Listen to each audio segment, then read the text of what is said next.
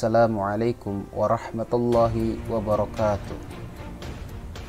Qala Allah Ta'ala fil Qur'anil Karim, A'udzu billahi minasyaitonir rajim.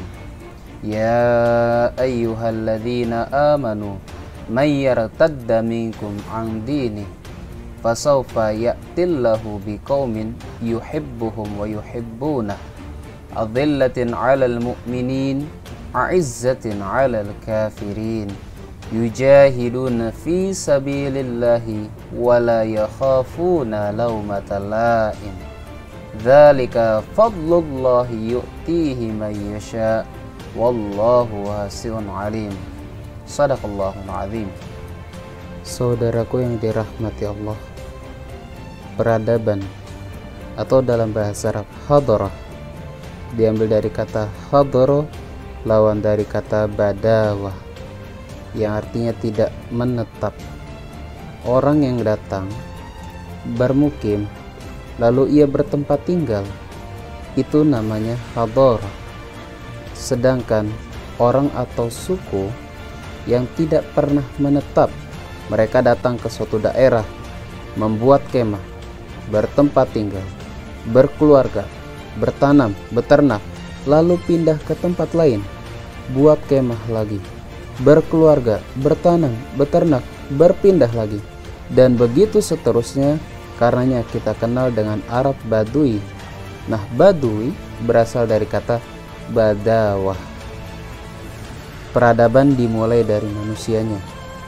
Ukuran manusia itu terhormat atau tidak, beradab atau tidak, setidaknya para ulama menyimpulkan ada dua kata kunci, yakni ilmu dan akhlak.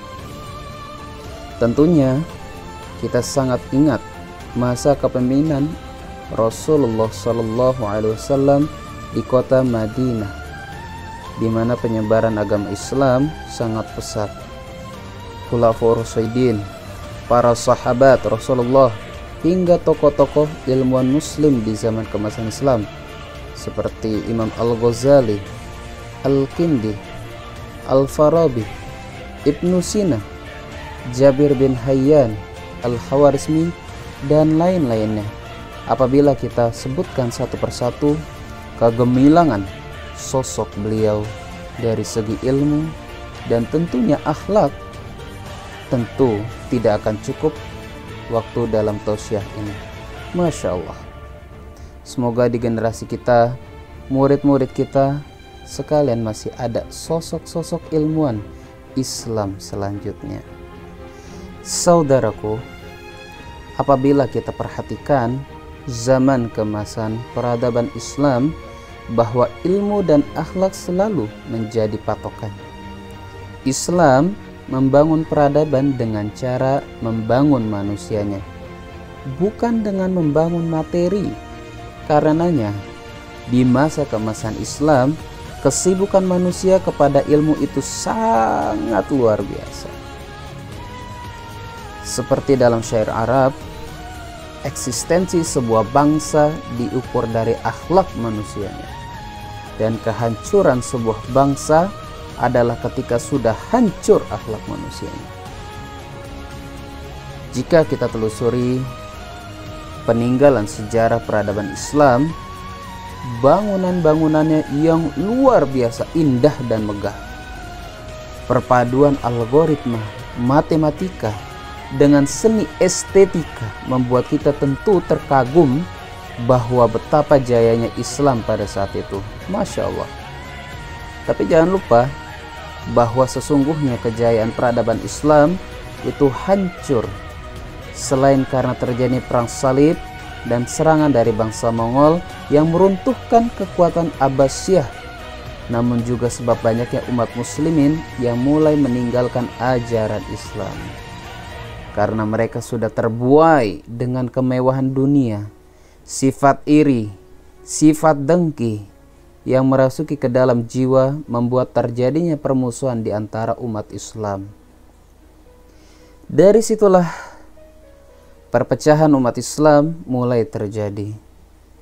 Dan ini membuka kesempatan bagi orang-orang kafir yang tidak senang dengan Islam untuk menghasut dan mengadu domba umat Islam hingga terjadilah perpecahan. Saudaraku seiman, selain itu, gaya hidup yang mulai modern juga menyebabkan utama dari kemunduran Islam di dunia. Salah satunya adalah dengan gaya hidup bermewah-mewahan. Mereka yang bergelimang dalam kehidupan yang gemerlap dengan gaya hidup yang mewah, hatinya akan mudah dilalaikan dari mengingat Allah Subhanahu wa Ta'ala. Semangat juangnya akan semakin melemah dan jiwanya menjadi pengecut. Dengan begitu, umat Islam sudah enggan untuk belajar, dan pada akhirnya kerajaan-kerajaan Islam mulai hancur dan kembali direbut oleh bangsa Barat.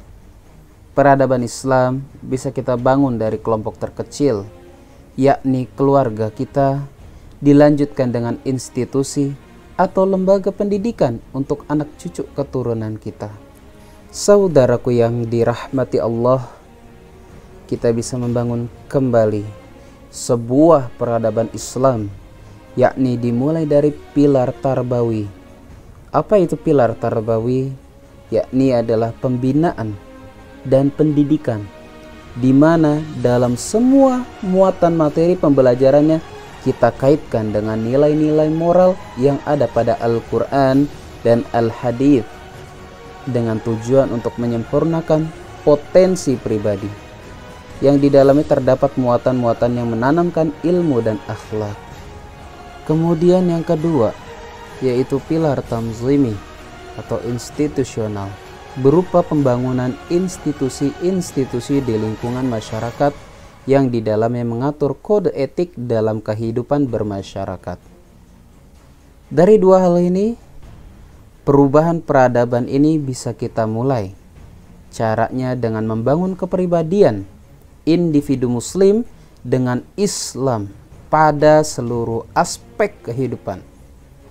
Kemudian pembentukan keluarga-keluarga soleh dengan seluruh nilai dan moralitasnya. Saudaraku sekalian, maka untuk membangun peradaban Islam adalah dengan memperbaiki serta membina keilmuan dan akhlak kaum muslimin. Assalamualaikum warahmatullahi wabarakatuh.